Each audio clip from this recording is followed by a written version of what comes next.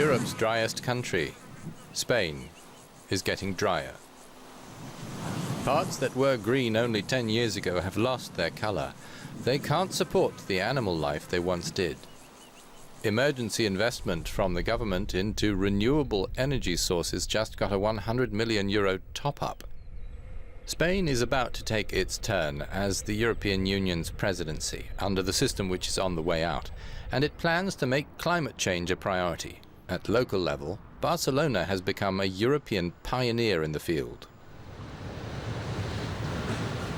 We have an energy plan going, spanning from 2002 to 2012. The goal is to reverse current trends and reduce consumption by 17% and greenhouse gas emissions by 20%. There are 56 different activities involved, from transport and waste management, including buildings, and policies to cut household consumption of energy by making citizens more aware.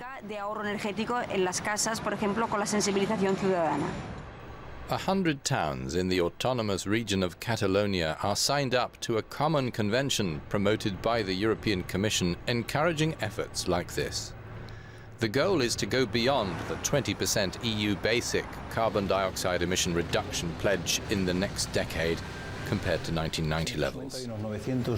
We count around 900 European municipalities, 111 of them in Barcelona province. One of the themes I think will be at the heart of the debate during the Copenhagen summit is visualizing the extremely important role that regions have to play, and also local roles in the fight against climate change. It has to be borne in mind that any decision taken by an administration ends up directly affecting municipalities. It happens on their territory, therefore their administrations are affected by the decisions. Barcelona province's man in charge of environmental matters, Juan Antoni Baron, is also mayor of Mataró, a small coastal town near the regional capital. It's also taking a multi-pronged approach. Its latest investment is in a 13-kilometre underground network to heat and provide hot water for 14 public buildings. It's a steel tube, insulated to prevent energy loss. It distributes ecological energy generated using renewable combustibles, which have low CO2 emissions. In other words, using almost no fossil fuels. These are heat sources that respect the environment.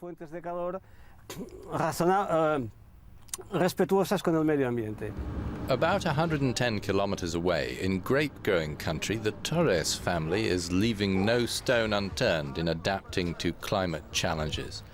They recover rainwater, use electric or hybrid vehicles, like they've done in their properties elsewhere in Spain and in Chile. We've got 12,000 square meters of solar panels, for instance. This provides around 15% of the energy we need.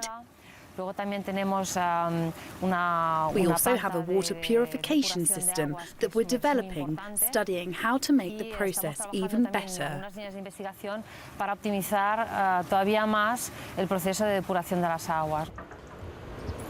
By 2020, the Torres family hopes it can reduce the CO2 from its vineyards by 30%.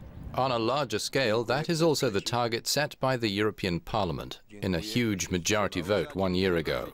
It's ambitious in financing terms. It's the objective of the Intergovernmental Panel on Climate Change, which says a 25 to 40% reduction in greenhouse gases will be needed. It sticks to a €30 billion goal for aid to countries in development. You might say it's a really strong text. This text, however, has no internationally binding status. Even so, the Green delegation preparing for Copenhagen insists the European Parliament nevertheless is a driving force in the process. For example, what comes to emission reductions in the next decades, the Parliament was the first to say that this is the road to go, and later the Commission and the member countries adopted roughly the same line. So many times the Parliament delegation has really influenced inside the climate conference how EU has behaved. Kto jest przeciw? The Greens want to make the public fully aware of what goes on in Copenhagen.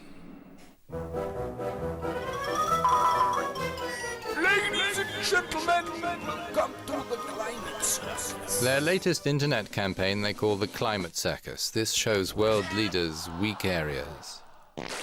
It's meant to point up failings in their ambition, saying their policies are inadequate to the challenge of climate change.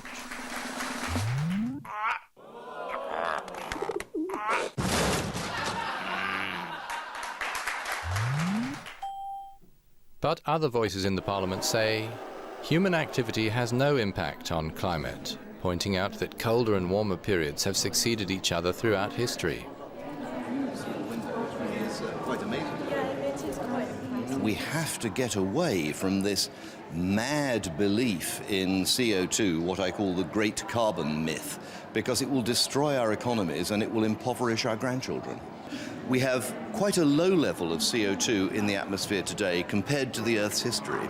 And in fact, CO2 in the atmosphere is vital for crop growth. Higher levels of atmospheric CO2 will improve crop yields for farmers, will increase the rate of biomass growth.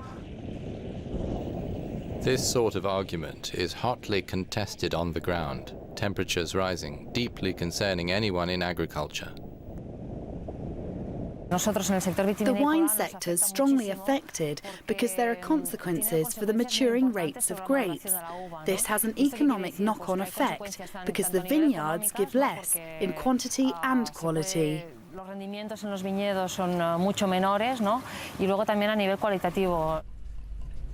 Hot weather boosts the alcohol-producing process in the grapes, which is a problem. Winemakers are pooling their efforts to deal with climate change.